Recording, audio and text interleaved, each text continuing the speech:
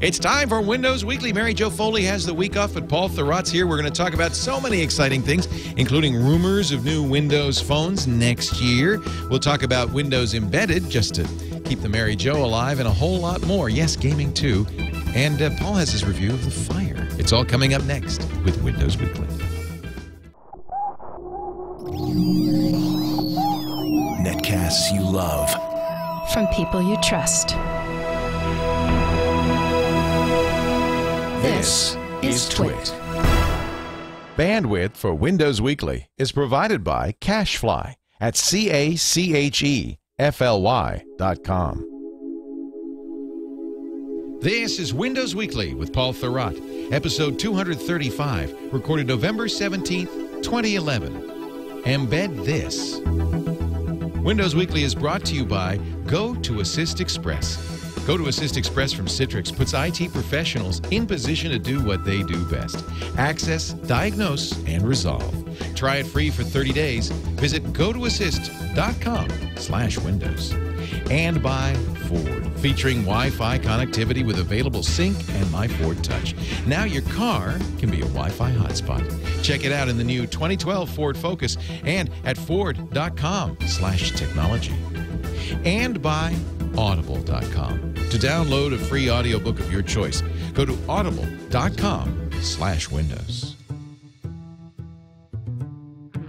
It's time for Windows Weekly. We are going to talk about the latest from Microsoft. And boy, they're busy. You know, they got this thing called Windows. They got this thing called Xbox 360. They got this Windows Phone 7.5. And who better to discuss it all than Mr. Paul Thurrott? He's the editor-in-chief of the SuperSite for Windows, winsupersite.com, news editor for Windows IT Pro, and the author of many fine volumes, including Windows Phone Secrets, which covers Windows Phone 7. Hey, Paul.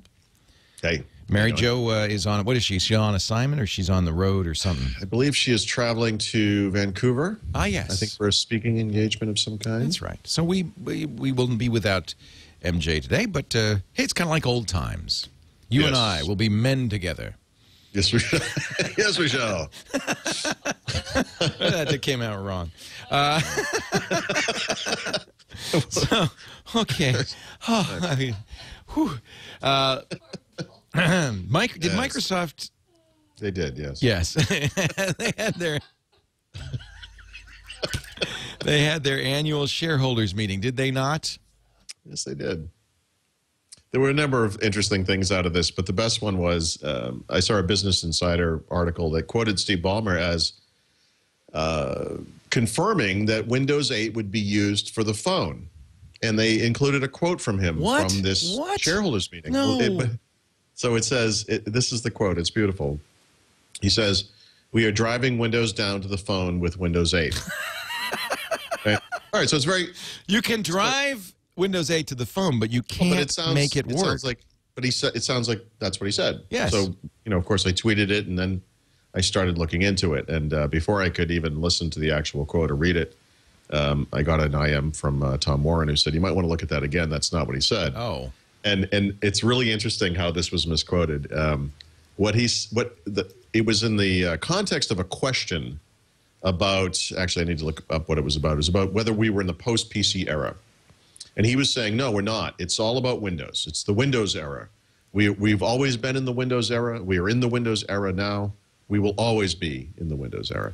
And then he went on to explain why this was so. And he was talking about all of the initiatives they have at Microsoft around Windows. And so, of course, Steve Ballmer talks in a giant run-on sentence. And what he said was, we've got broad Windows initiatives, driving Windows down to the phone, period. With Windows 8, you'll see incredible new form factors powered by Windows, including tablets. Oh, but they left the period out. Right. So, in other words, driving Windows down to the phone with Windows 8 is one thing. Right. Driving Windows down to the phone, period. And then saying something about Windows 8 is another thing. And unfortunately... He said the latter, not the former. It was editors. Let's go to the tape and let's just.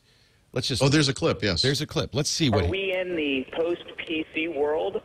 What are your expectations for the PC market going forward? Well, one thing I know is we're certainly not. We are in the Windows era. We were, we are, and we always will be. That's kind of what we get paid to do. We've got broad Windows initiatives, driving Windows down to the phone with Windows 8. You'll see incredible new form factors powered by Windows from tablets, small, large. Wait. Smaller, So I didn't hear a period there. No, you don't hear the period, but in other words, it's a, first of all, It's a phantom period. In the official transcript of the talk, there is a period. All right, let's listen again. Windows 8, Okay. Windows initiatives, driving Windows down to the phone with Windows 8. See, his problem is he said phone With Windows 8. No, but he has this kind of sing-songy run-on sentence. Yeah. If you listen to the whole talk, or if you read the transcript, there are a lot of examples of this. But for I can example, see why there was confusion. Absolutely. Oh, I'm not blaming anybody. Yeah. I mean, it's not particularly clear-cut, but It's a semicolon. Yeah. That's what Web 45, Yeah, you have to 65 understand how he talks. Yeah. And it's just the way he talks. So he didn't really confirm that. It's not anyway. I mean, it's pretty clear. Microsoft says, no. We didn't mean he didn't mean to say that. They've clarified it. So this is not, and thank God, because I don't frankly want a Windows 8 phone. I think they made that mistake once already, didn't they? I think you are going to be getting a Windows 8 phone regardless, but so that was interesting. I mean, a lot of that was the big thing, I think, in there. It's funny to me that in Microsoft's history, they have these events where they're supposed to be newsworthy, right? They'll show up at CES. They always do the opening keynote at CES. They have their own events like TechEd and PDC and now the Build Conference and all that. And, they either are or are not big events, whatever. But it seems like the most interesting Microsoft stuff always comes from these events that don't seem like they would be interesting, like a shareholders meeting, right. where because it's not scripted, right? They actually have people who ask them questions that are semi-uncomfortable. Are we in a post-PC world?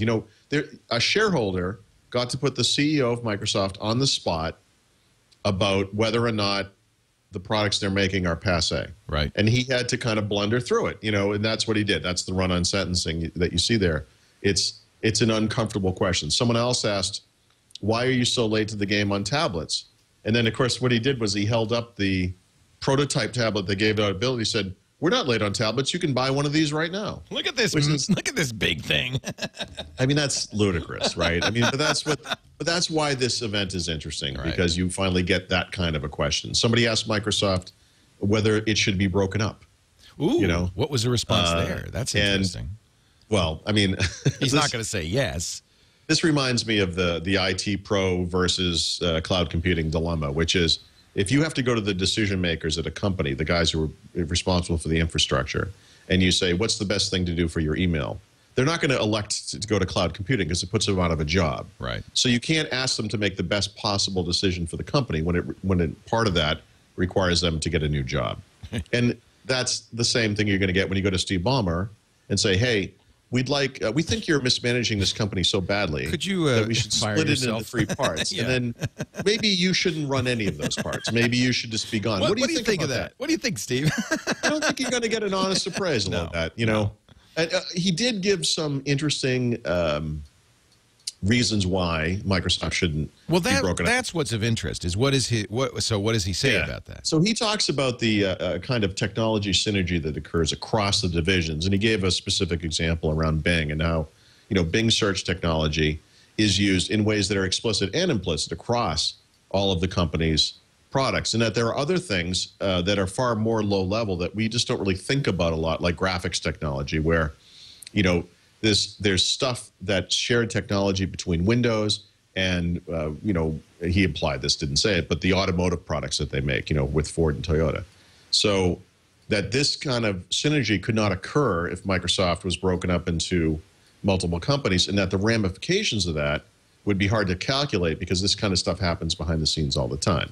Now, the flip side of that, of course, is the thing we've joked about here a lot on the show, which is that when you look at the corporate diagram of Microsoft, it's, remember the pictures of the guns pointing at each other? The truth is a lot of Microsoft doesn't really work well together. So it's kind of hard to say if that's true or not, but that certainly, I guess the way I would say it is, it's certainly true in some cases, right? I mean, obviously they have some technology that's shared across the the various parts of the company. Hopefully that integration occurs more and more in the future, but I would say to date, there's probably more examples of the reverse being true than that. Right. So it was interesting for that kind of thing. Steve's great because he's, you know, he's quotable. Well, he's very plain spoken and he's very pro Microsoft, I guess, which you would sort of expect. But he's very, yeah. But he is a cheerleader, and but he's so overt about it. And you know, Microsoft did a blog post a few months ago, I think, about the post-PC era. Remember, they referred to it as the PC Plus era. And I actually agree with that viewpoint. I think that the future is Windows plus these other things. Right. And by that, I don't mean Windows gets 90% and the other things get 10. I think it's going to be more even-handed than that. But I do see Windows having a major role going forward, which is part of the reason we're here today, right? I mean, Right. I do believe this. Yeah.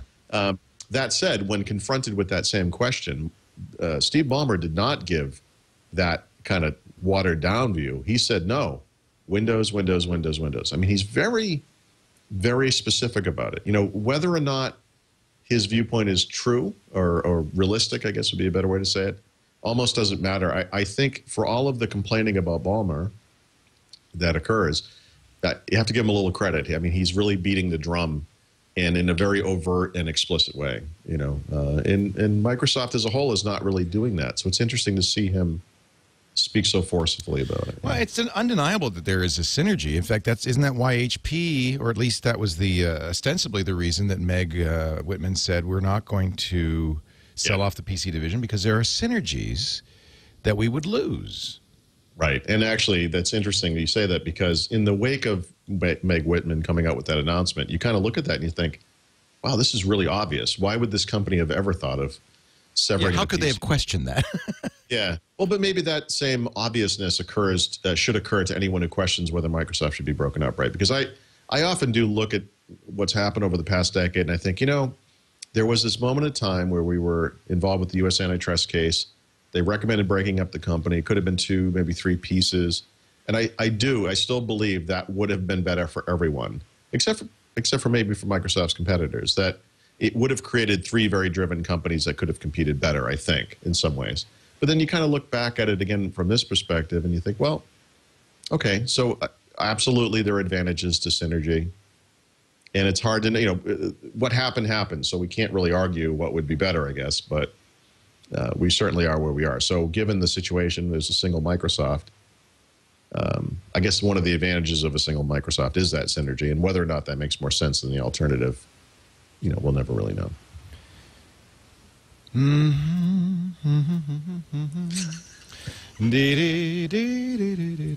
I think I want to take a break here and come back because we're going to talk about what Nokia might be doing next year with the Lumia. There's always Windows Phone news, and we have a big anniversary to celebrate. Not you and me personally, although. Yeah, we actually have a second one I didn't note in the notes. You probably know about 2 anniversaries. Wait a minute, let me rack my brain. I know what the first one is. Let me think about what that second one could be. Okay. I shall ponder, and while I ponder, let's talk about Go to Assist from Citrix. Go to Assist Express.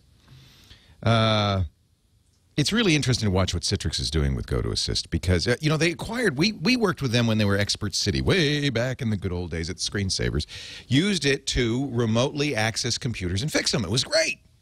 Citrix acquired them, beefed it up with their great Citrix backend, things like the 128-bit SSL, the unattended support, 8 sessions at once, the assay. And I can't talk too much about it, but they continue to improve this product, and you're going to see even more in the months to come. This is a very exciting product if you're in remote support.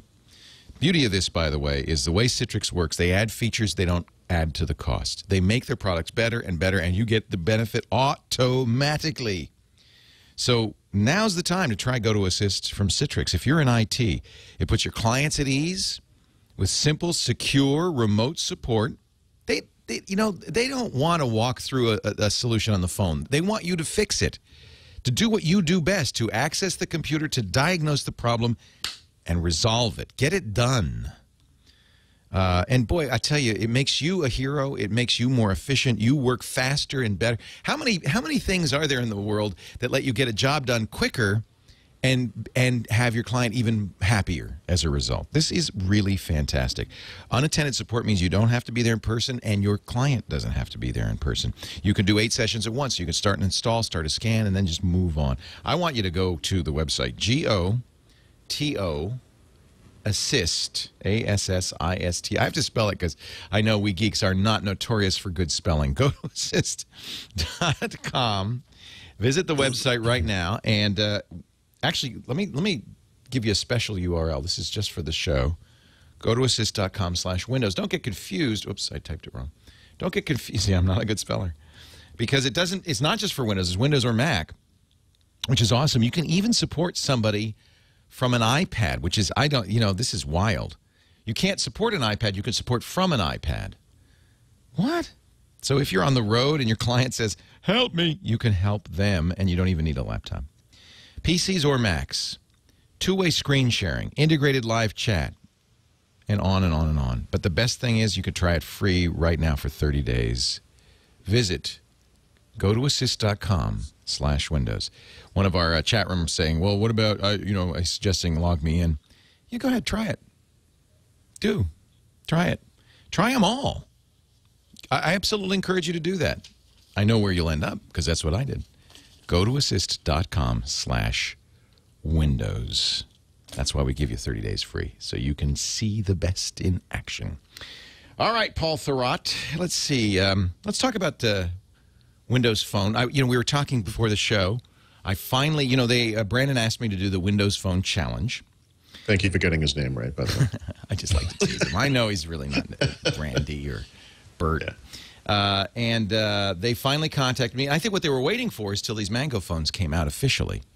Yeah. And they said, okay, we can get you, what would you like to try? And they said, we know you have a T-Mobile account. We know you have an AT&T account. We know you have, I have them all.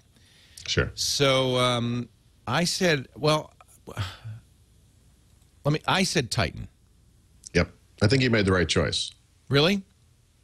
Yeah, and I say that having reviewed the other two phones. So, I had a brief hands-on time with the Titan at the launch event last week. Was it last? It feels like it was an eternity ago, but I guess it was last week.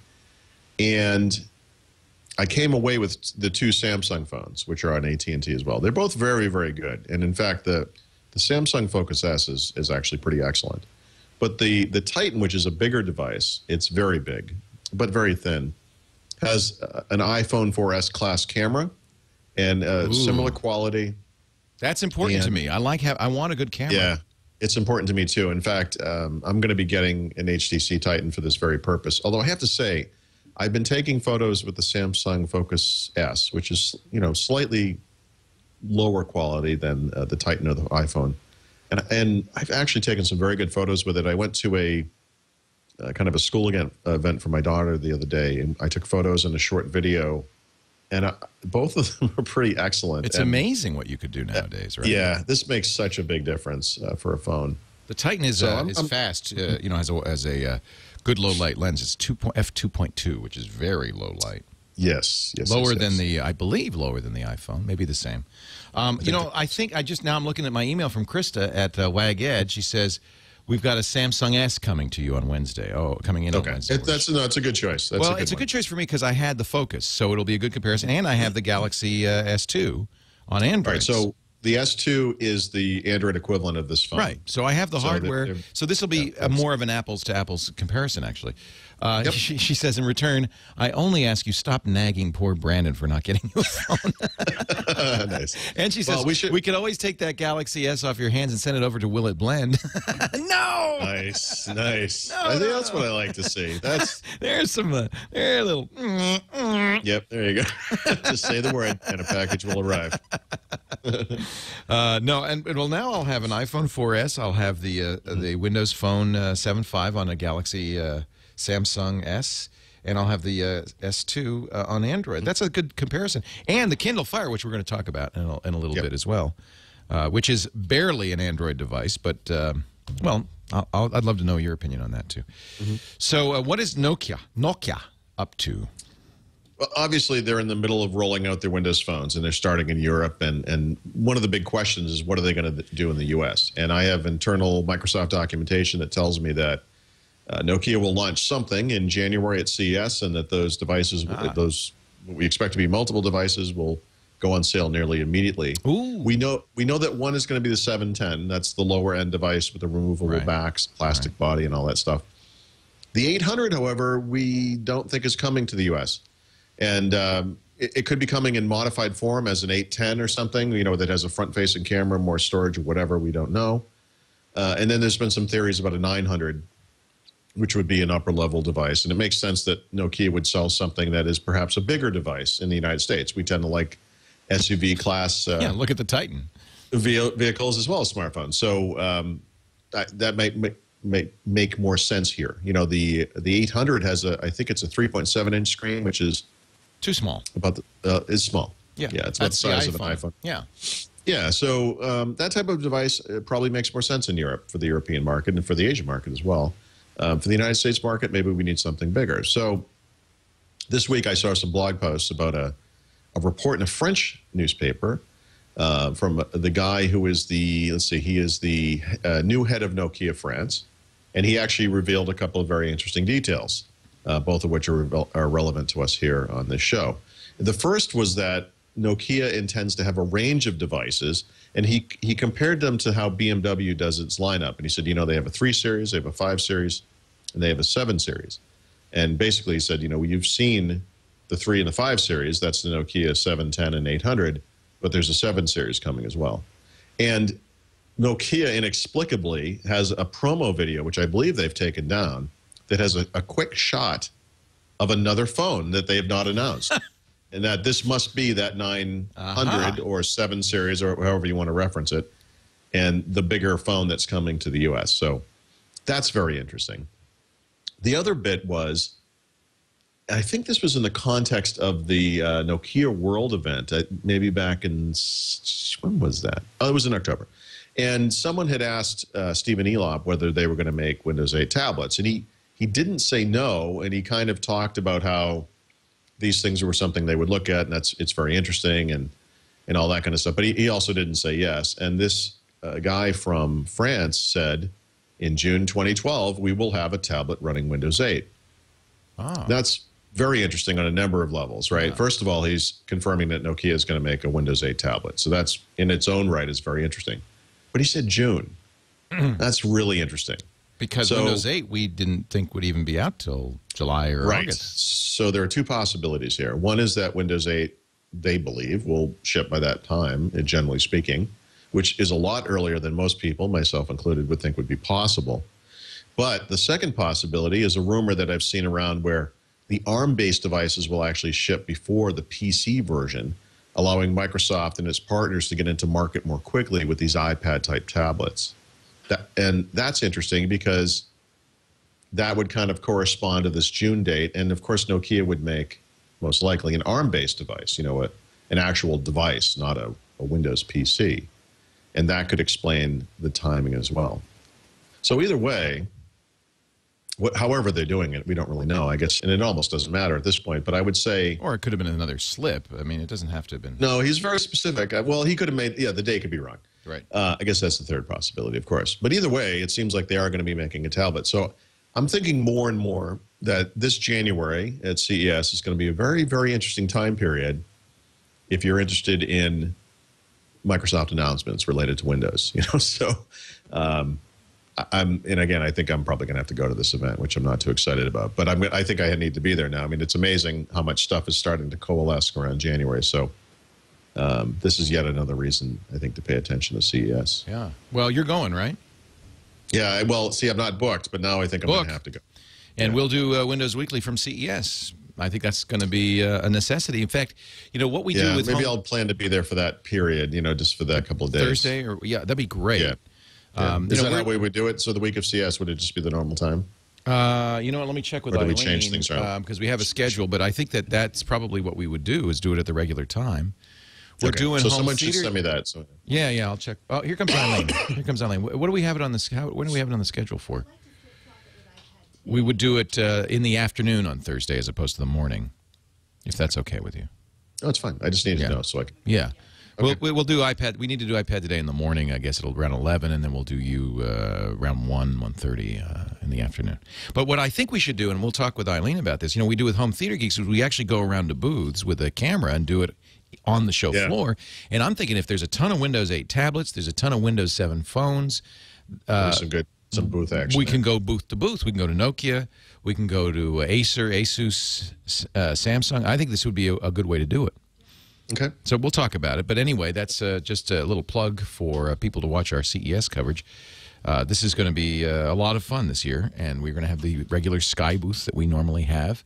Our coverage starts on Sunday, which I think is January 8th, with the CEA, Consumer Electronics Association preview. Then the 9th, we will have, then I think Tom Merritt and, I'm not sure, maybe I asked, somebody will be doing Sunday night, then Sarah and Tom will do Monday night, the PepCom conference. I'll be doing Showstoppers with Dick. Am I wrong? Tom and Ayaz will do Sunday. Tom and Sarah, that's what I said, yeah. Tom and Sarah on Monday night, and I'll be doing it with Dick, the Daily Gizwiz on Tuesday at Showstoppers. The floor itself doesn't open until Wednesday, so we'll be all day Wednesday, Thursday, and Friday. Tuesday? Okay, so we'll be all day Tuesday, Wednesday, Thursday, and half a day on Friday. January 10th, 11th, 12th, something like that. So that's gonna be exciting. This is kind of our big conference of the year, and we're going to throw all our resources. It looks like it's going to be a big one. And I think with Windows 8, it's going to be huge. Tablets and phones and all of that stuff. Boy, I wish it'd be nice if Bill Gates came back to do the keynote. Miss him. It's not happening. He could release mosquitoes. I won't complain. Well, right. He did that I have mosquitoes, and I have the cure. Very famously at the TED conference a couple of years ago, he was talking about malaria prevention and unaccountably decided to release mosquitoes into the theater. I don't think anybody got sick, but nevertheless, not probably his finest hour. But as I said, if Bill comes back, I will put me in a phone booth. Windows Me are just considered his lowest moments. Anyway, it's going to be, I think we're going to have a great time. This is Las Vegas, January 8th, 9th, 10th, 11th, 12th, and 13th, I guess now, if I add up all the days. And I hope we can, I'll be honest, if, I know I'll be sending this Samsung S back, the Focus or whatever they call it, but I would be very interested if Nokia did a Lumia 900 or something like that. That N9 is a nice phone. Great camera and all that stuff. A lot of people are comparing. Yeah, I think that's why they're calling it the 900, because supposedly it's going to be similar to that. Right. It would make sense. And good news for Windows Phone, they have surpassed BlackBerry. Well, or is it that BlackBerry has fallen behind? Right. It's kind of one of those half empty, half full things. It's even worse than that, Leo. It's This is a study that was done with developers. So this is not sales-wise, right? This is developers surveyed by IDC and AppCelerator determined that Windows 7 is now the Windows Phone 7 rather is now the clear mobile third mobile platform that they want to develop for. Yeah. Yeah. RIM has fallen dramatically, and well, like you'd be nuts to develop for BlackBerry nowadays. Although they have a new OS, maybe there's some hope. No, there's no hope. Those guys are toast. And, it's Web OS too, right? It dropped off the face of the earth thanks to HP. Nice job bundling that one. So, obviously there's a kind of a two-headed hydra here with pros and cons. But that's developers. And, of course, they're number 3 with a bullet, but they're way behind. I mean, 91% of mobile developers are interested in the iPhone. 83% are interested in Android smartphones. And Windows Phone 7 is 38%. So, it's half the other two, not even. But double BlackBerry. I mean, only 21% of mobile developers are interested in BlackBerry. So that's developing for Windows Phone makes sense because you have a less crowded platform. I think that it's very clear that Microsoft and the hardware manufacturers, the handset manufacturers, are putting energy behind this. Actually, that was one of the other details that came out in that French story. Let me see if I can go find that. Yeah, he said, I believe it was just today, Microsoft or somebody revealed that the Windows Phone marketplace now has 40,000 apps. That's incredible.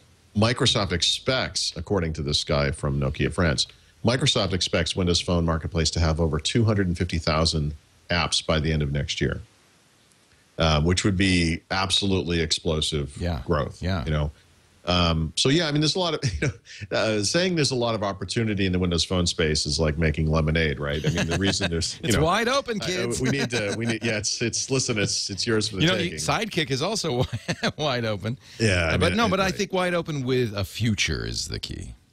No, yes. I mean, the problem is the latest market share stats for Windows Phone are not positive. Right. You know, it only accounted for 1.5% of the market for smartphone sales in the third quarter of the year. Right. That's pretty low. Which is really low, yeah. And, you know, granted, the phone's only been on the market for a year. And, of course, that particular slice of time is right before the Mango phones came out. Not that they're going to, you know, rocket up to 10% or whatever, but hopefully that will make a difference. And, you know, they can only go up. So, I mean, it's all upside, baby. That's all I'm saying.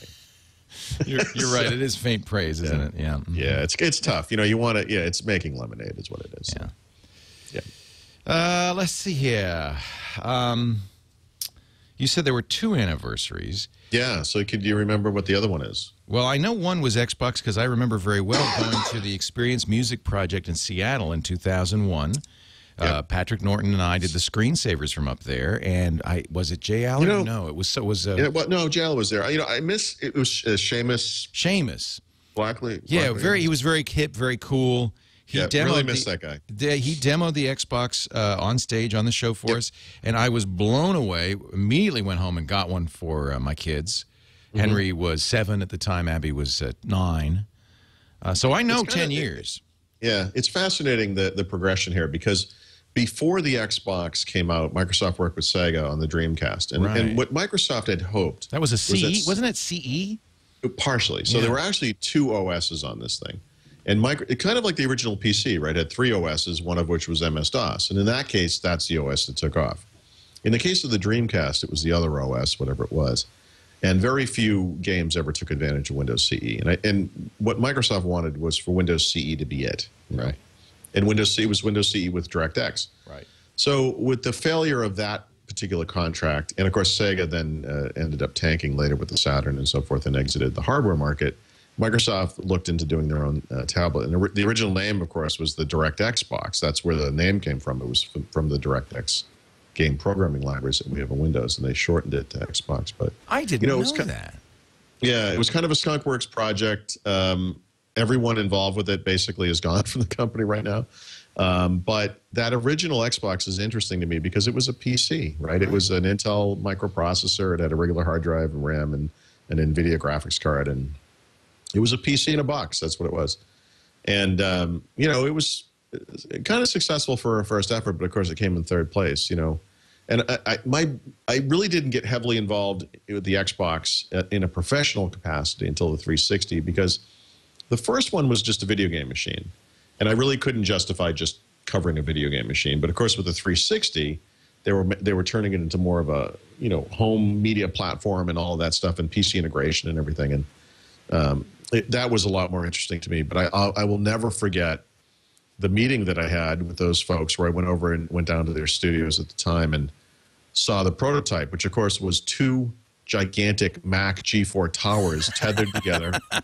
Yeah, because it was PowerPC, right? Yeah, they were 3 feet tall. It was 2 feet wide. The thing ran like a jet engine. It was the loudest thing on Earth. And then there was a wired controller connected to it. The first Xbox 360 controller, the white one. And I remember saying to the guy, you know, they had a prototype of the case. They had announced what it was going to look like. It was that curved Apple-looking, you know, the white box, the original one. And of course, that thing is small. It's this teeny little thing. It would fit nicely in a, you know, a stereo cabinet. And I said, I don't understand how you're going to get that behemoth down to there. And he said, oh, no, don't worry about it. We got guys working on that. And of course, unfortunately, we got this miniaturization, Ray. Yeah, they didn't work too well because the miniaturization that occurred there created a lot of heat problems. It's, if I'm not mistaken, I want to say it was a triple-core PowerPC processor of some I believe you're right, plus a big GPU.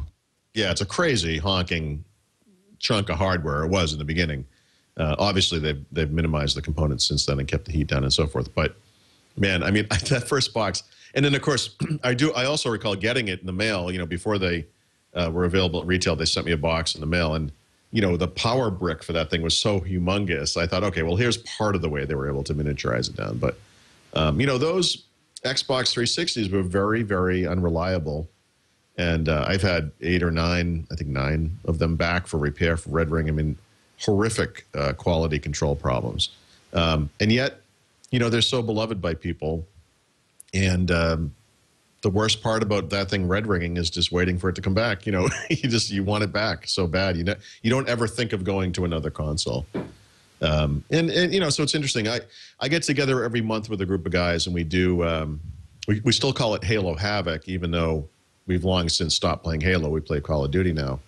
And I noticed in the most recent email that next month's event will be the 83rd one that we do. So you figure we do this once a month. You can backtrack how many years that is. But, in the beginning, everyone had the original Xbox, and we were playing Halo or Halo 2 or whatever. So Halo fun. 2, I guess. Yeah. And, I'm so jealous. I would love to do that. It's a neat thing. It's fun. So, the Xbox is a big deal. I mean, I talked last week about taking my son for the second time out at midnight to go buy a Call of Duty game. And it's like an Xbox thing, But it's an interesting communal experience, that you can get online and play these games against other people in a very seamless fashion. And of course, it's evolving to look like Windows 8 and all that kind of stuff. And it's an Xbox thing. You just wouldn't understand. Yeah, you either get it or you don't. Yep. I loved that original Xbox. We modded it and put a big hard drive in it, copied all the games to it. In fact, like the Sega Genesis, which, by the way, or not the Genesis, the Dreamcast. Dreamcast, yeah. Which, by the way, I also adored. I actually still have a Dreamcast. I'm jealous. Henry, we gave it to a friend of Henry's when we got the Xbox. And a couple of years later, he said, can we get that back? He misses it. Here's a weird one with regard to the Dreamcast. You could play Quake 3 on that machine. And I had a hard time doing it with the controller. Wow. And so people talk to me today about PC gaming versus console gaming, and how you can't really do a good shooter with a hand controller, and how the keyboard and mouse is better, and yada, yada, yada. I actually bought keyboard and mouse specifically to play Quake 3 Arena, I guess. Great game, yeah. Great game. On the Dreamcast. So I used to play a console version of Quake using a keyboard and mouse. You do need a keyboard and mouse to play Arena, though, I think, to compete with all those. Well, with the guys, right? Kids. Yeah.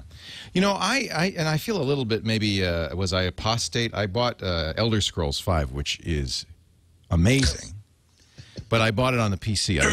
I bought a Steam. I know. But I'm not a soldier. I'm a lover, not a fighter. I'm actually a high elf, not a fighter. And I love that game.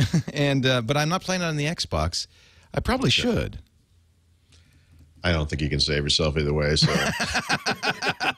I like Steam a lot, so I install it on 2 computers, and I just like Steam. And I'm playing it, believe it or not, I'm on a Mac, which I reboot into Windows. Plays very nicely on the i7. Beautiful graphics, nice big screen. I just feel like maybe the controls are a little bit difficult for me, so maybe I would do better if I had a game controller. You're not I take it you're not a sword and sorcery fan. No. No. No. Give me an M16 and a target, and I'll be happy. Yeah. I've been playing hardcore team deathmatch. Yeah, that's the harder form of team deathmatch. Well, one of the interesting things about Skyrim is it has no online component, which is in this day and age is unheard of. It's a single player game. It might be the first ever dateless game. Yes, you can't play it with a date. It's really something you play all alone in your room. It's impossible for you to ever know a woman if you play this game. No, I think you're right. But at my age, that's probably a good thing. It's not a negative. Right. So that was Xbox's 10th anniversary. So there's a second one. Yeah. The other one apparently this week was the 40th anniversary of the microprocessor, the Intel 4004, right? The original. Now, the 4004 was kind of a basic microprocessor, and I think it was mostly used in calculators, like switchers. Well, and also in like the lights. You see like the signal lights. It may be what's used now. Yeah, Intel designed, as I remember, they originally designed it for a Japanese calculator company. that gave them an assignment to create logic for a calculator, and they said, you know, we should really just do a general-purpose chip in a program, and it'd be cheaper. And that's where the 4004 came from. And of course, and of course that begat the 8008, and then eventually the chips that came to be the the 8086, and on and on we go. So the actual date of the creation of that chip is kind of up in the air, but I guess it was November 15th, 1971, when it first went on sale or was first advertised publicly or whatever. It's the kind of the coming out party for that chip. It could have been manufactured months earlier than that, but we kind of recognize that as the date apparently. So there you go. There you go. There you have it. 10 years and 40 years. Yep. I'm a lot older than both of those things. Not a lot older than the microprocessor. I am a lot older than the microprocessor. I was a teenager when the microprocessor was invented. I would have used one of those calculators. Let's put it that way. But, you know, it's been fun growing up with the microprocessor and the PC revolution. I wouldn't change that for the world. I think, I was in San Jose, moved to San Jose in 1978.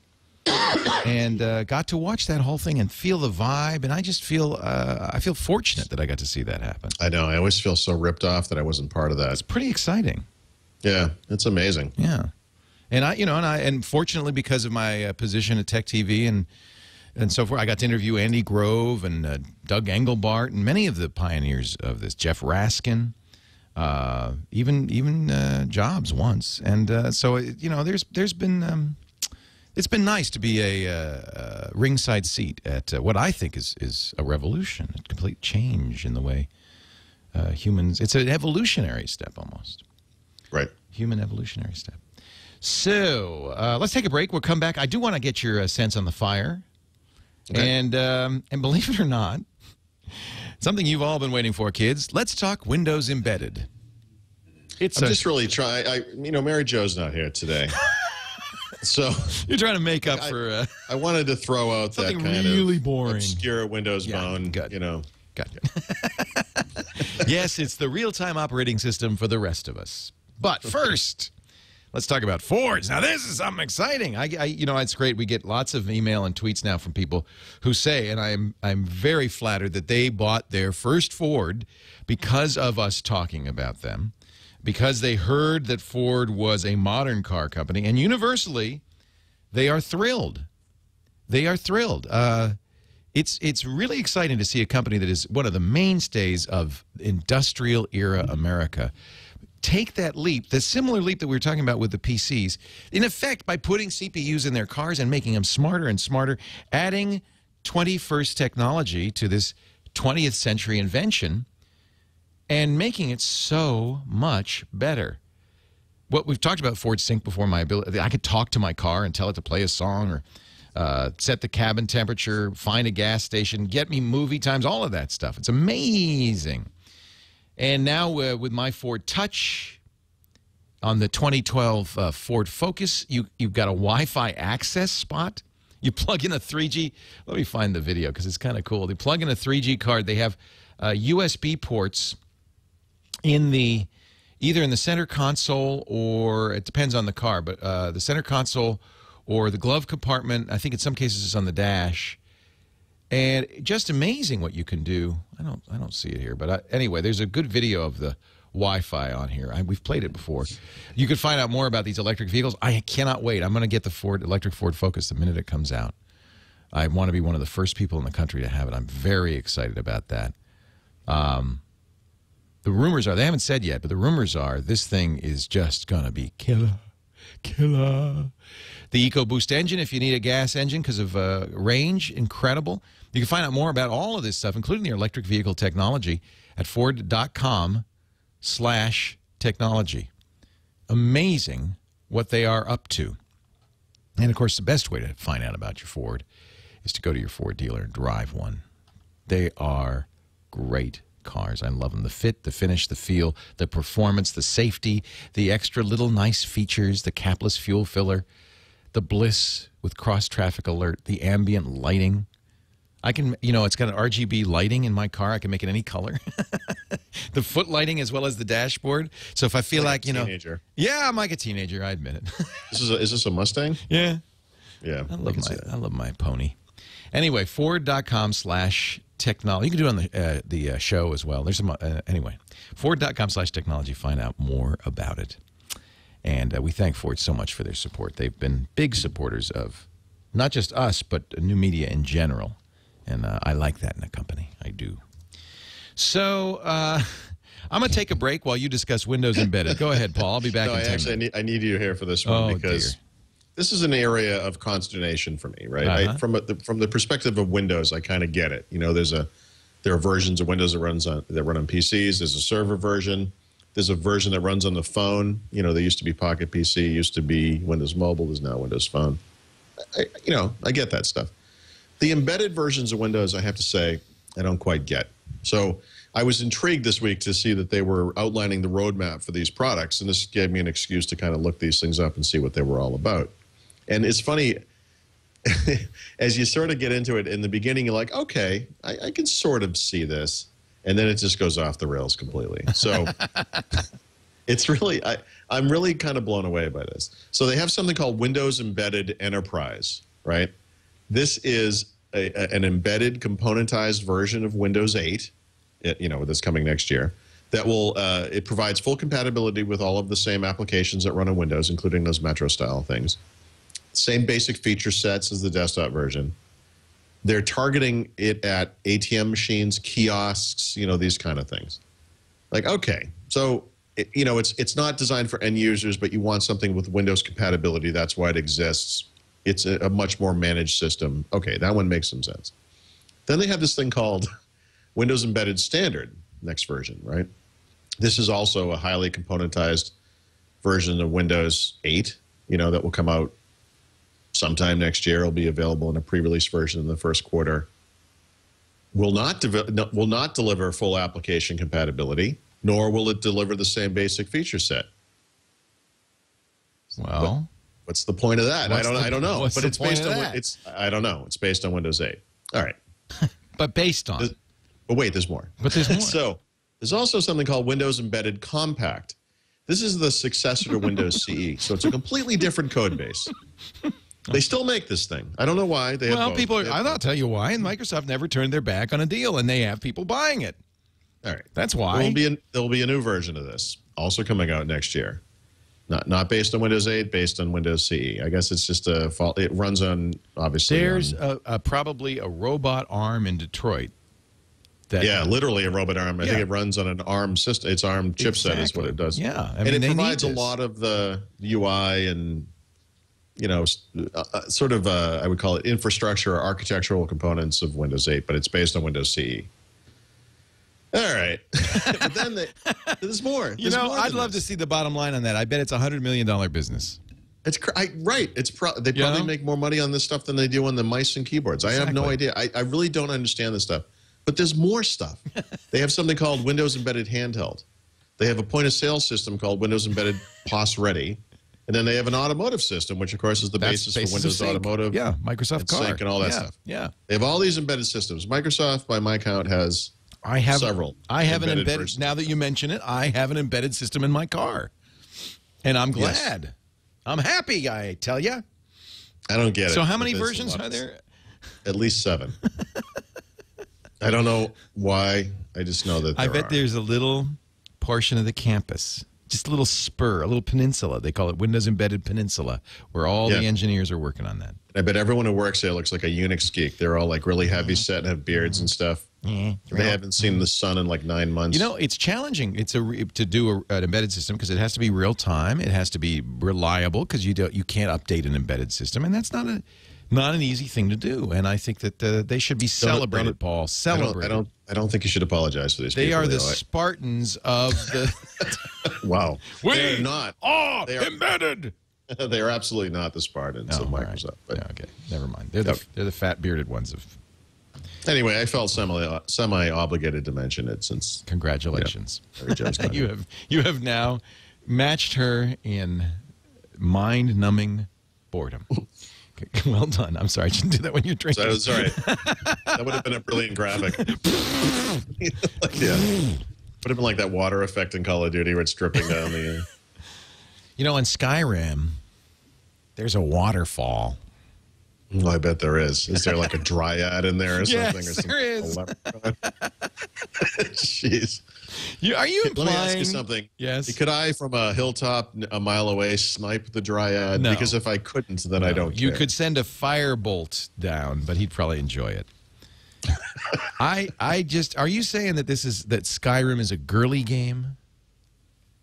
I don't know that I'd say it that way. Yes, you would, and you'd be right. No, I like Listen, it. I think it's important that we have different kinds of games. It is. It is different kinds of Not games. everybody likes the same thing. No, and I've tried the shooters, and I'm not a violent man. I mean, there's plenty of fighting in Skyrim, but I prefer to use the forge and fish. You have rolled a 6, and your magic fireball of destruction has had no effect on the ogre. I mean, seriously. You know? Like, to me, that's like... I am so devoted to this game, I cut off my left breast so I could shoot the bow better. Right. Yes. Do I have, like, a claymore I could deploy against it? No. I really... You know, there are magic spells that are similar. Yeah, okay. Anyway, I just like to wander in the wide open environment. It's just so much fun. It's actually, you know what you might want to take a look at, by the way, is Saints Row the Third. Oh, great. Yeah, I know. That's like Violence Plus. No, but it's a fun game because it's a wide open environment. It's got that GTA kind of a thing. It is so ludicrously over the top that it's so silly. It's kind of fun. All right, I will take a look at it. That's also Xbox. I would look into it. The ads for it are classic. I know. Well, I've seen them, and when we were at E3, of course, I was laughing at them. Yeah. It's what Duke Nukem should have been. Thank you. That's exactly right. Yep. So it's like Crackdown with jokes. And be honest, I love Crackdown. That's a fun game. Yeah. Yep. I like open environments because I like to wander around. Yeah. J.C. Calhoun says Saints Row is Grand Theft Auto that goes to 11, but that's the humor of it. They've pushed. That's the point of it. Exactly. Right. It's ludicrous. Yeah. So this is it. The Kindle Fire out this week. Arrived for many of us on Tuesday. Some got it Monday. 7-inch Android-based tablet, kind of stocky. Feels in many ways like the BlackBerry Playbook, although the internals are not the same. TI OMAP processor and all. They've already sold more than BlackBerry. I guarantee you. Amazon is, according to Digitimes, got enough components to make 5 million of them before the end of the year. They expect, I'm sure, to sell that many. And I have to say, I've been reading the reviews. I got mine on Tuesday. I've been reading the reviews, and they've been very negative. Well, David Pogue just said this is horrible. They've been pretty middling. Middling. And in fact, middling is negative. I don't want to blow away my own review of this thing that's coming, but this device is way better than anyone has admitted. That's what I think. And better than I thought it was going to be. Because when you hear about a $200 tablet, you're thinking, well, okay, they're going to make compromises. It will be cheap in some way or something. And, actually, this is a nice little tablet. David Pogue says, Fire aside, other Kindles also shine. His complaint on the Fire is that it does not have, he says, does not have anything like the polish or the speed of an iPad. And, of course, this is David, who is a major iPad fanatic. Completely, actually. I would disagree. I would say it's every bit as. Yep. He says animations are sluggish and jerky. You know what I'm thinking is that a lot of these guys. I don't understand where this comes from. Because you can hold up that thing to the camera right now and flick through that screen. Beautiful. And it is lickety-split. It's very fast. I am starting to think it's beautiful. That these guys got pre-release software. When the first thing happens when you open it up is you show an instance of jerkiness in there. It's beautiful. Look at the speed of that. When the first thing that happens when you open it up is it downloads a software update, and it may be I wouldn't be surprised at all if you saw how fast that book opened. Now the one thing a little bit, if you watch carefully, there's a little hesitation. Well, not much. No, not really. In the page turn. I don't know. I'm sorry, but I seriously, it's $200. Right. You could buy 3 of these things for the price of a mid-level iPad. I mean, I'll go a step farther. I think this is the best Android tablet I've ever used. I like a 7-inch form factor because I did so. It fits in the hand and the pocket well. It's easy to type on with 2 fingers like that. I mean, there's some things you can't do. It doesn't have the full Android marketplace. It has the Amazon Android marketplace, and not all of that either. I'm playing, but I actually kind of enjoy the curation aspect of it because I think Amazon does a better job than Google. Yeah. of keeping out the crap. Yeah. And of course, it's only going to get better over time. But you know what? It doesn't really matter because the top apps that you want are all there. Well, exactly. I have Evernote on here, which means I can enter text. I can enter. I can get PDFs into it in several ways. Of course, through the Kindle as well. It's got the Amazon store, which is a very nice shopping experience. I think this is one thing this is a you should look at. killer tablet, to be honest with you. If you subscribe to magazines or newspapers on Kindle, yeah. They appear on this device, even though you don't deliver them to this device. Right. So every day you can go to the Kindle Fire and you can tap on it and it will download it. And I actually prefer the layout that they give to periodicals on the Fire compared to anything else on any of the other Kindles. I haven't tried the Times yet. I have to say magazines I've been a little disappointed with because most of the magazines I've tried, and I've only tried like the free issues because I haven't subscribed. I didn't want to pay for anything. Seem like they've just scanned the magazine in. I have to resize it and position it around. So there's actually a new magazine initiative at Amazon that they can do unique layouts. I agree, and I think that's what's going to. That's what I'm not judging it now because I think these are. So I would look at that before you decided. Exactly. But I read the newspaper every day on a Kindle, and I have to say, I like it a lot better on the Fire than on the other devices. Well, I like the idea of color. I mean, I think that's a really kind of neat. Color's part of it, but it's not. Honestly, it's more just the navigation and the layout. It's just nicer. Yeah, it's much clearer, not from a text standpoint, but just what things are, what sections you have, and where. What magazine or newspaper do you like to read? Well, like for example, I have. Let me put. I'm going to put the Times on here because I'm already a subscriber to the New York Times. Yeah. So if you go, I look at something like The Economist, right? So and The Economist is something I subscribe to on a regular Kindle. When you put it on the Fire, it has. I don't know what to call this because I don't know what their internal term is for it, but Amazon has a periodical layout engine that they use across their devices, and it's different on the different devices. So on the Fire, the layout is very similar to that they use for newspapers. Of course, they did, and I don't know. Again, I can't really see it. You can't see it at all. It's just whited out, but it's simple. That's all it is. It's not designed to emulate the magazine. You don't get the. Right. It's not a blown down version of the page. Well, the Times is like that too. In fact, this looks very much like the Times app minus the ads on iOS. It's beautiful, by the way. And this is and look, color pictures, which is nice. It's nice, yeah. So actually, the Economist is an example of a periodical that would use almost this exact same layout, right? Because it's text heavy with some illustration. And this is very much like reading a newspaper on the Kindle. In fact, I notice my Kindle settings, text and so forth, are the same. Well, that's what I mean. You're getting the Kindle settings, right? And it's kind of I don't know what they call it, but it's kind of a standard Kindle periodical layout engine or whatever they use. It's nice. But I would love to see, since we have multimedia now, maybe some more multimedia uses of this. How about the browser? Have you played with it? Let me just see. I haven't tried this, but let me just see if our website works on here. The TWiT website. It'd be nice if I could play TWiT video. Live stream. Yeah. Let's see. I'll go to live.twit.tv because that's faster. Live.twit.tv. And see, I could type with my thumbs on this, which I really like. It makes a big difference. Yeah. I've always liked the 7-inch form factor. I can't type. Whoops, I see the problem. WIT dot. No. TV. Now, again, and people have complained, and I think they're right, this is not probably a content creation device. Some notes. By the way, the Kindle notes. Of course. Kindle notes are great on here, by the way. I don't think there's a Kindle. There's no Kindle tablet on earth that's a content creation device yet. Not really. I mean, it's meant. And the nice thing is, compared to other other Android tablets, this thing is backed by that complete content store, right? You don't get some subset of it. You really have something that can stand up against the iTunes store and really kind of match it feature for feature. That's really important. So it's still loading. I don't know if that's but it does play Flash. I was able to play a lot of Flash content just fine. I was able to go to YouTube, and I'll show you YouTube. I'm not sure what's going on with this. May be us, but I'll go to YouTube here. Is that YouTube? What is this? Oh, that's ESPN. Well, let's look at some sports. Are you ready for some football? Yeah, I think TWiT is just sporked. We have to. We're suffering great pains.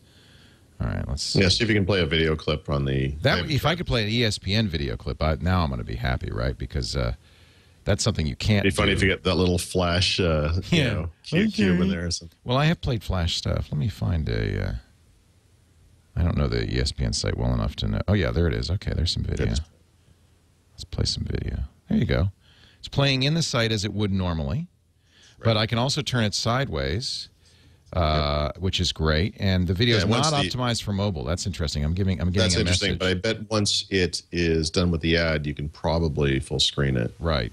That's probably what's going on, huh? I have been, I think this is a great. Just what I wanted to see. Some guy shaving his armpits.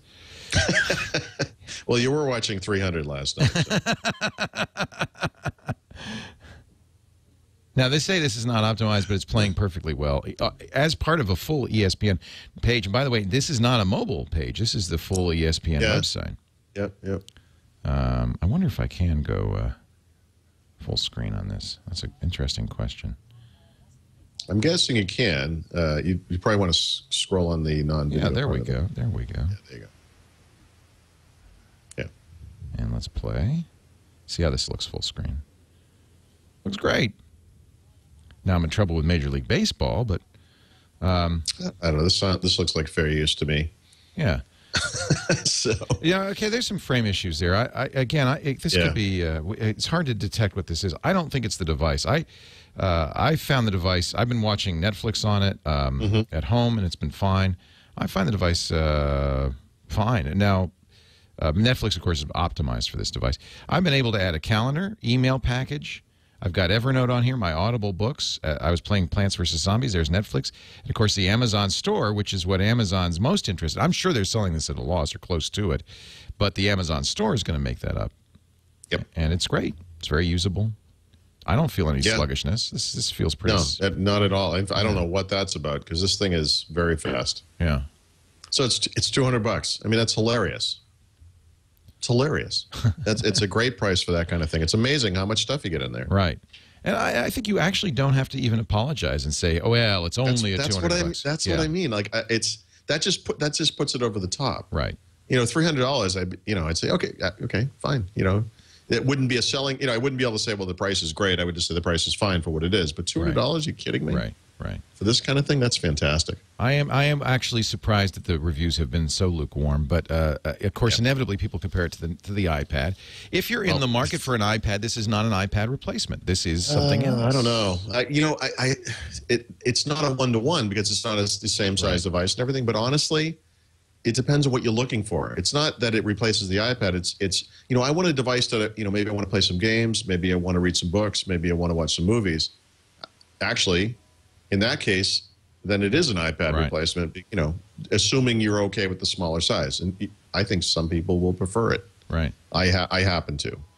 So the email program it comes with is perfectly. It's a typical mobile email program. Serviceable, is what I'm saying. Serviceable. I wouldn't want to spend.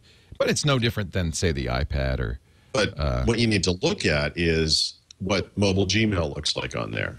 For example, if that's what you're using. And actually, it's pretty good. Yeah. Oh, yeah, the web rendering is fine. Use it through the web browser. And then I bought a $5 calendar app called Calendgoo, which is available on the Amazon store. And it's absolutely serviceable.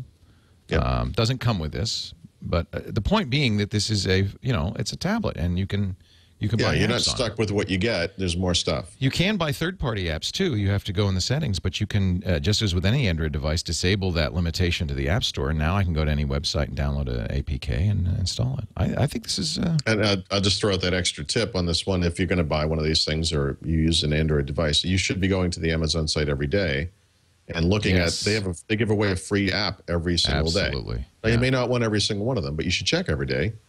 And they're free. And then they just show up in this library here. So Bedazzled was free yesterday. Oh, look at this. Enhanced email. Normally $10. Well, there you go. I'm downloading it right now. Obviously, they're doing this in response to the fact that these are a lot of new Kindle users, and so I'm going to put this on the Kindle and have better email. So that's great. That was free, a $10 app. So, yeah, I love that. I've been doing that every day anyway on my Android phone. Yeah, exactly. I want to see what's free. And Bedazzled is a great game, fun game. Yeah, I mean, all the Angry Bird games at one time or the other were in there, and you know, there still is a free Angry Birds, and there's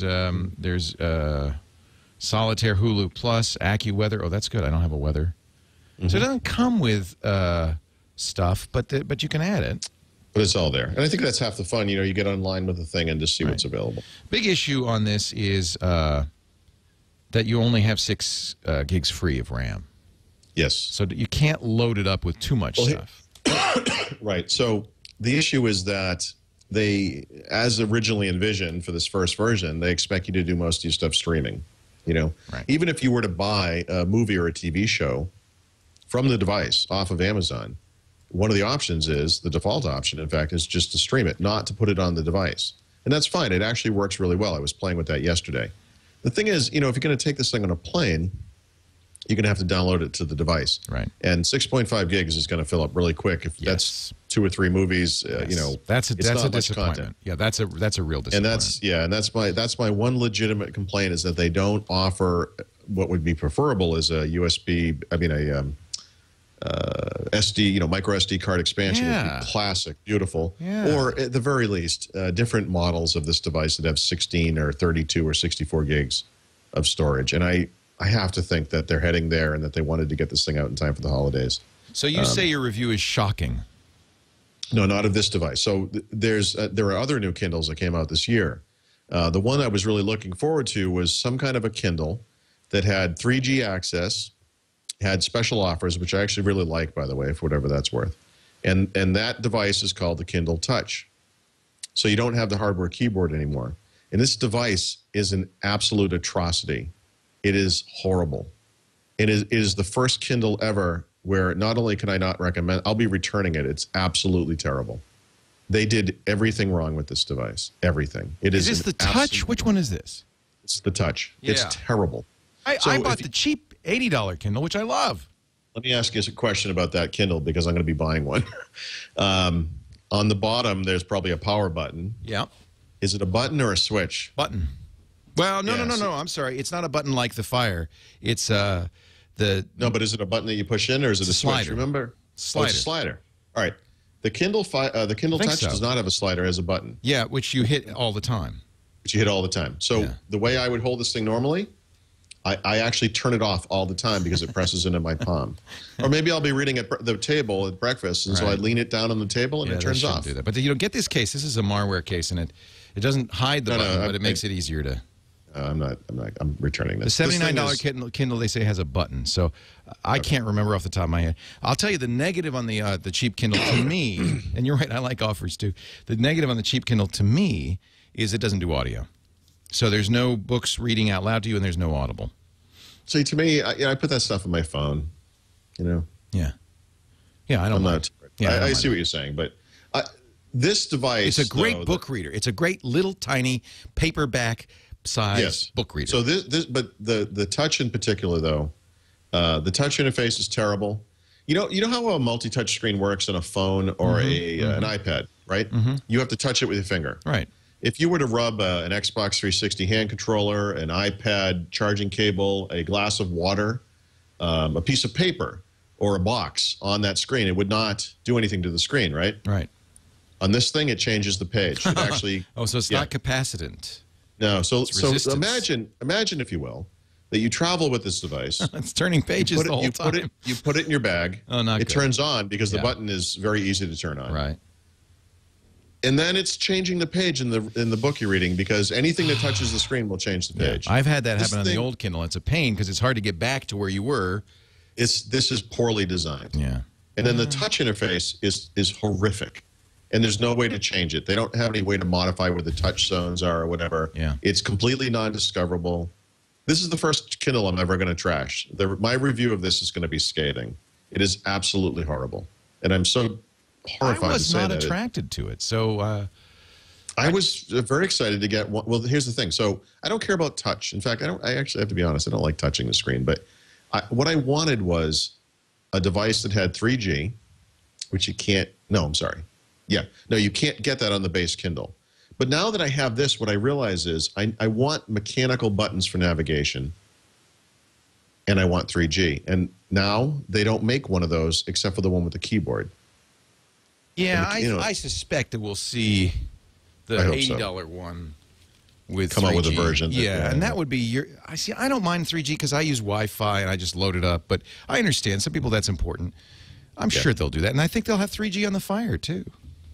I think so too. And in fact, just like on the iPad, I'd be very happy to pay for that either as you go or on a monthly basis or whatever. And like I said, to also have more storage. And beyond that, the Kindle Fire is fantastic. And then the Kindle Touch, Would you consider the Nook tablet, which is basically the same device, only connected to Barnes & Noble? No. Me neither. Not at all. We're Amazon fanboys. Let's face it. Because you don't get, listen, there are all these kind of preconditions to this. You're buying into a platform. Do I think Barnes & Noble is going to be in business 2 years from now? I don't know. No, I really don't. And the problem I have with the iBook stuff is simply just that it's very locked down to Apple's devices, and I have a little bit of an issue with that. I may end up reading a lot of this stuff on Apple devices, so maybe that's a non-issue for a lot of people. But I think Amazon is the only ebook. Amazon offers the only ebook platform that offers everything that I think is important. Yeah. And they have the biggest selection. And now they have these devices where you have all this additional content beyond books as well. So no, it doesn't matter to me that there might be a Nook that is technically better than the equivalent Kindle. The platform's not there. I don't care. Let's, I'm with you. And my biggest thing was, I expected not such a great things out of this Kindle because of the Fire, because of all the bad reviews. Well, I expected to say, look, it's $200. Yeah. It's $200. I mean, you can give it some leeway. But we didn't have to. We like it. It's actually very, very good. Yeah. All right, we're going to take a break, come back with your tip and pick of the week, and we have an Audible pick today. I'm so happy. Well, I love Audible. You love Audible. Audible.com/Windows if you want to get a free book. And, I put the Audible app immediately on the Fire. Actually, I think it comes with the Audible app already pre-installed.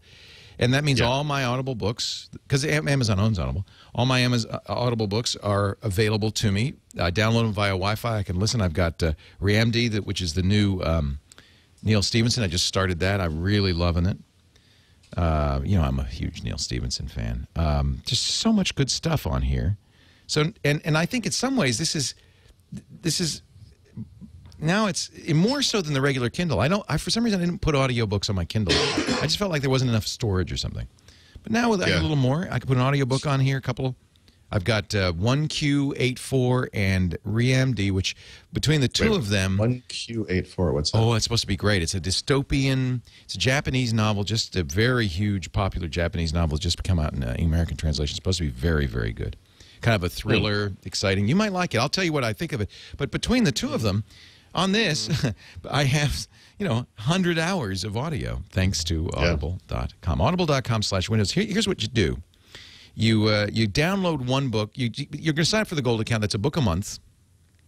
First month is free. First book is free. You can cancel before that month ends up, and you get to keep the book, and it's yours forever.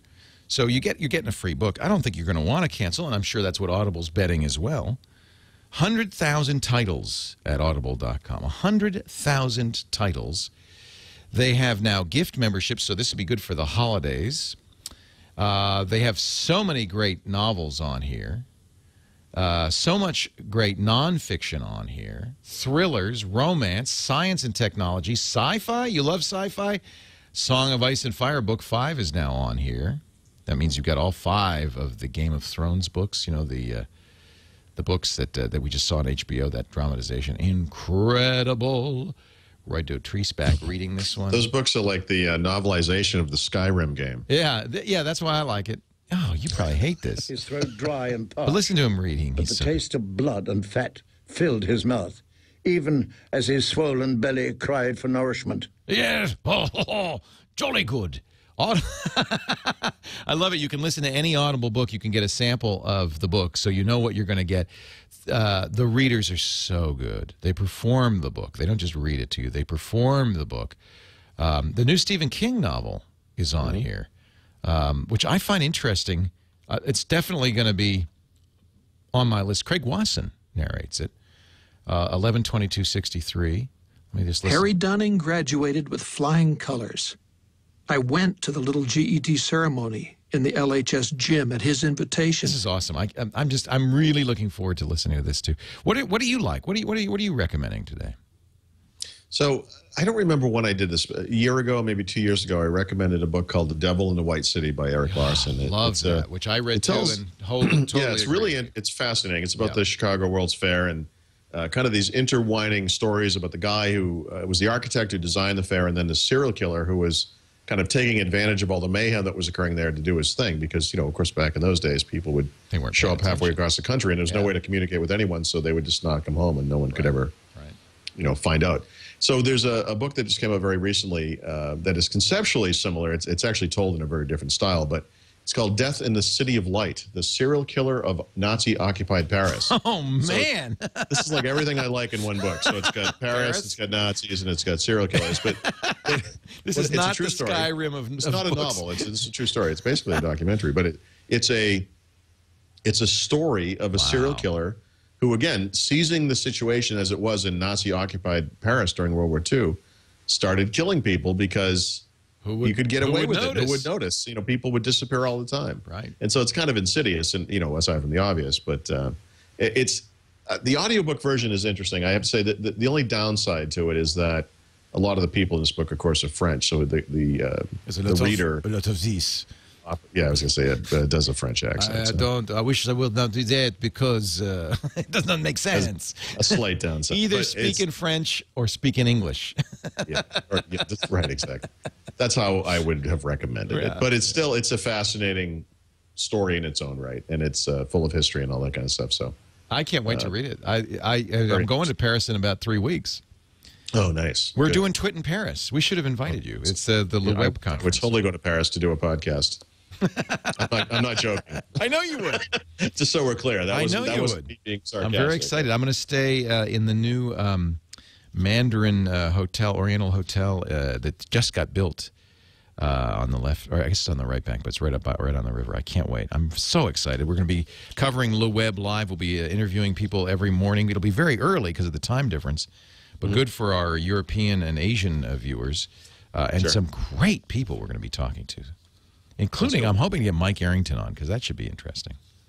Anyway, that's next month. That's in December. Audible.com/Windows. Get it free. Your first book's free. Subscribe for free. And but you're gonna definitely want to stick around, because it is just when I'm in the car, when I'm in the gym, I spend more time in the gym because Audible is there than I would otherwise. It's healthy. It's good for you. Sound quality on the Fire is excellent, by the way. And you listen to the high-quality enhanced versions, I believe. I could play it. You want to hear a little bit of audio out? I could do that. Let's. This is the Audible app on the Fire. I'll plug in the jack here. There we go. Let me turn it on. You can see it while where is it? Here. Let's see. I think I have on here. How do By the way, did you notice, as you're now kind of noticing, this thing has even fewer buttons on it than an iPad. Kind of drives me crazy at first. It is interesting. I'm taking a while to, It's usually a way to get to the home button. Under the huge Mercury, heard doors opening behind him, saw Peter and Zula sliding into the plunging sofa of the back seat. So that's Ream D. Let's play a little bit of a different reader. This is Audible 1Q4. Let's go to the middle here. Wrapped in cloth. The needle that she had spent so much time sharpening was covered by a specially I'd say it's full quality. Cork. So it would have been and it continues, by the way. Just a quick shove of her I'm playing it in the background, and I'm going to play Angry Birds here. There's a little.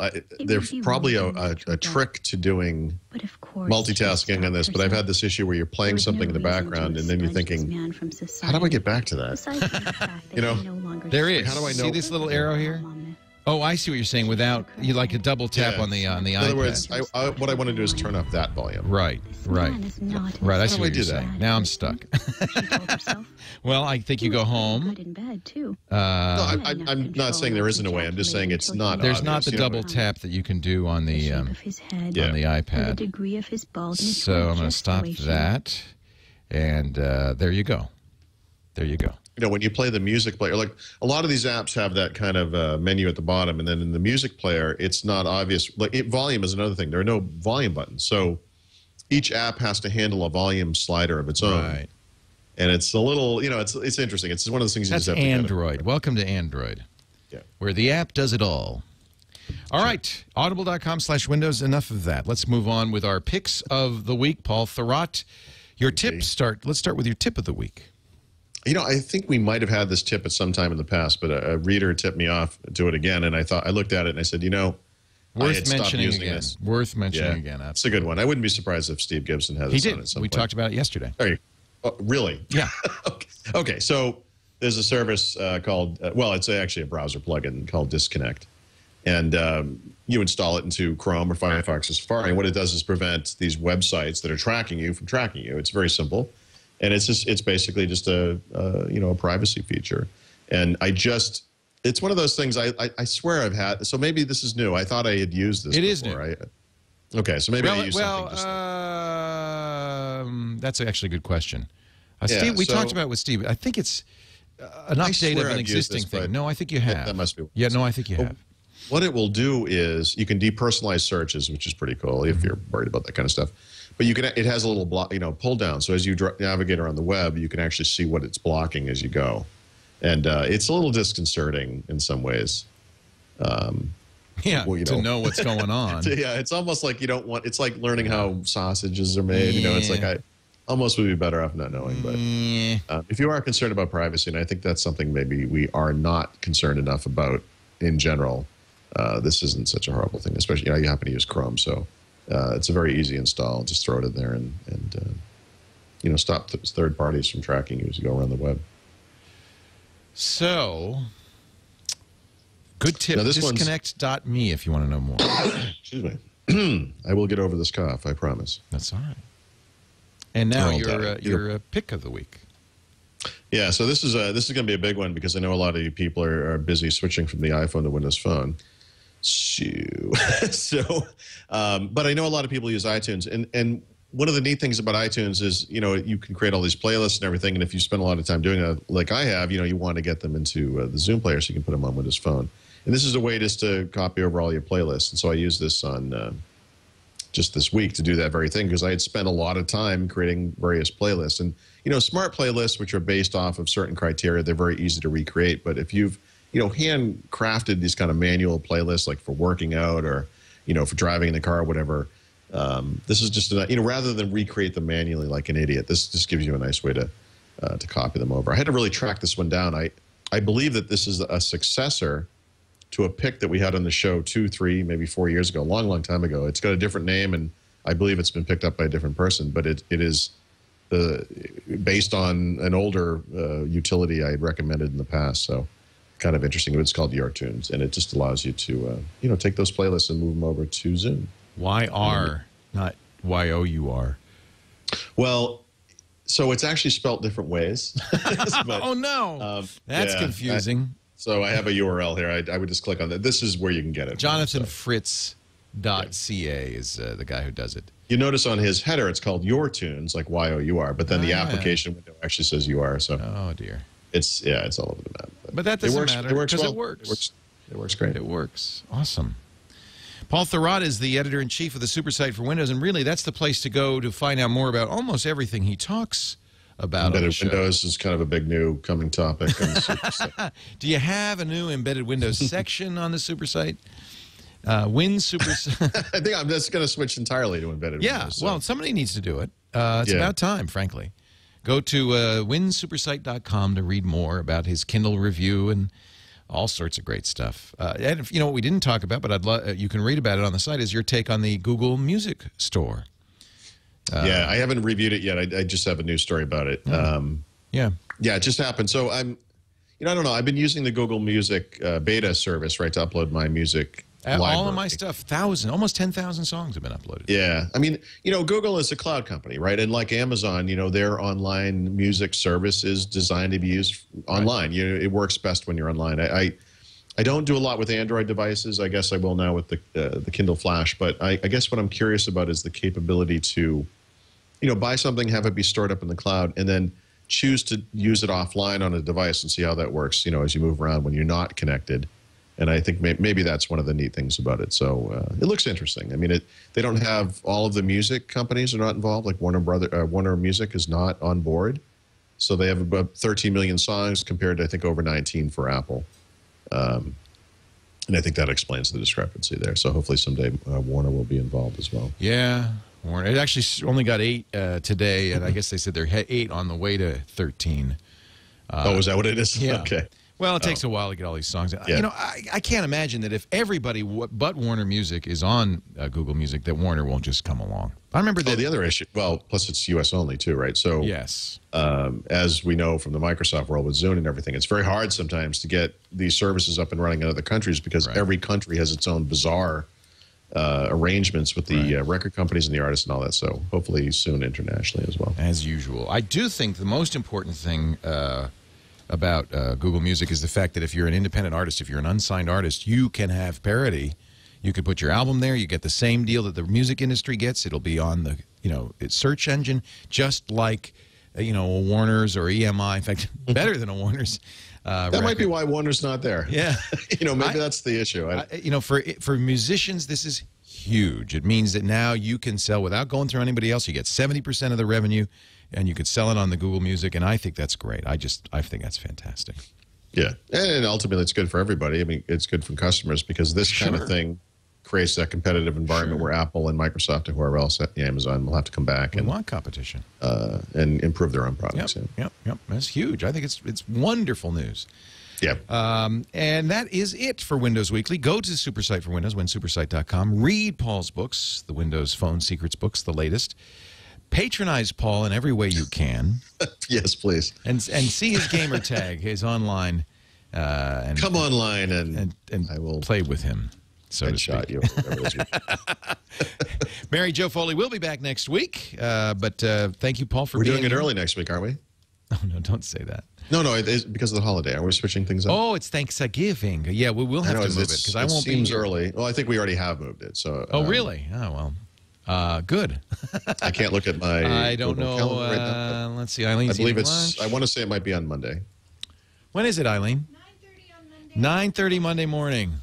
Oh, thank God. Ayaz will be hosting. She's like the voice of God. She appears whenever needed. Yes, she comes running in. Thank you, Eileen.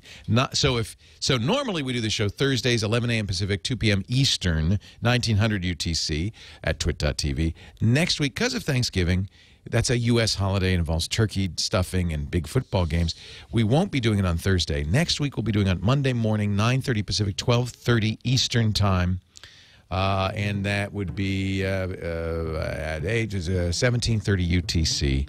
Actually, I should say, if you're in the Boston area, you should join me on Thanksgiving morning for bagels and beer. Yeah, baby. In Canton. Bring your Xbox. Not your 360, your Xbox. If you still have one. If you still have one. All right, Paul. Hey, thanks so much. Have a great week. I won't have a good Thanksgiving. I'll see you in 2 weeks on Windows Weekly.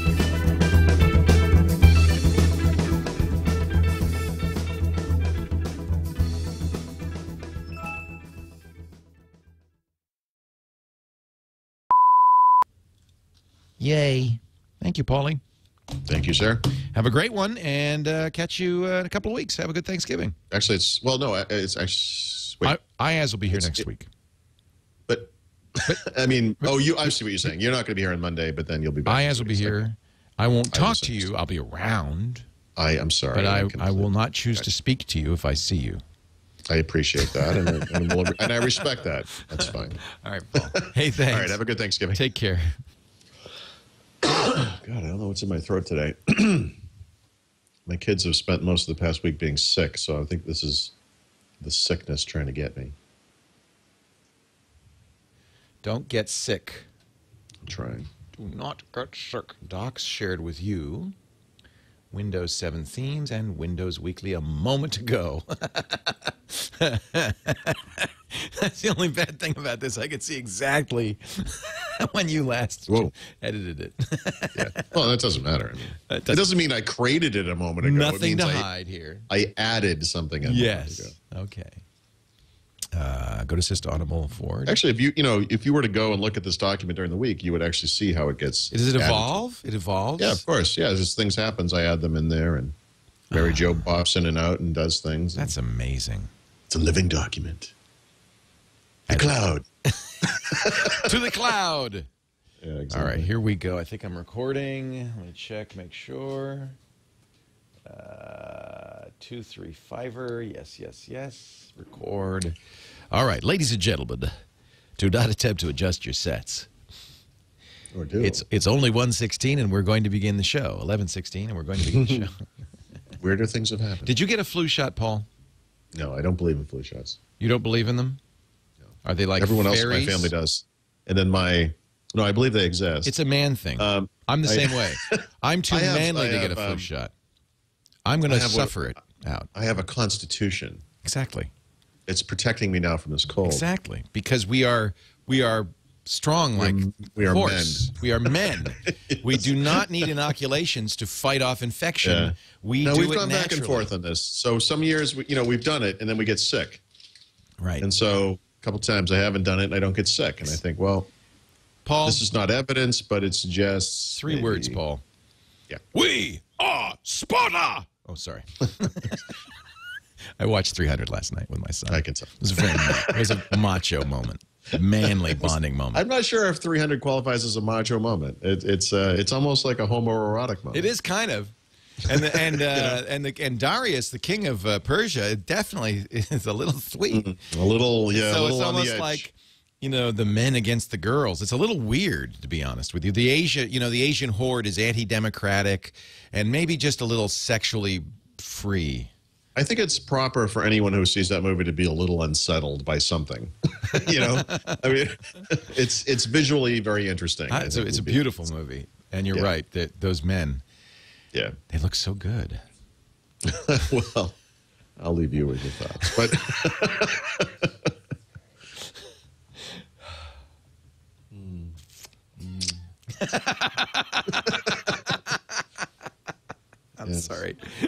I'm sorry. We're making everybody very uncomfortable. Here we go. Awkward pause, says Harrison. Sort of contemplating.